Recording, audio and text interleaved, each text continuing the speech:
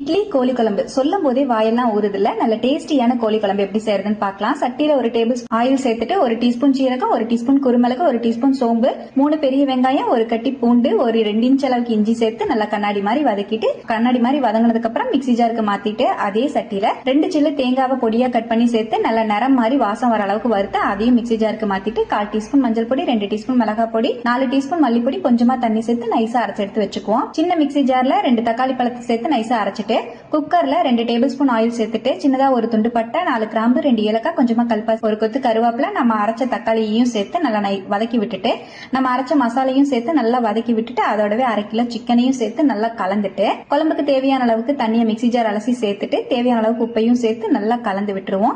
Cooker மூடி போட்டு மூடி 3 விசில் விட்டு இறக்குனா நல்ல டேஸ்டியா கமகமன் வீடே மணக்கிற மாதிரி சிக்கன் குழம்பு ரெடி. கண்டிப்பா ட்ரை பண்ணி பாருங்க. டேஸ்ட் சூப்பரா இருக்கும். இட்லிக்கு மட்டும் இல்ல சாதத்துக்குமே சூப்பரா இருக்குங்க. ட்ரை பண்ணிட்டு எப்படி வந்ததுன்னு கமெண்ட்லயும் ஷேர் பண்ணுங்க. தேங்க்யூ.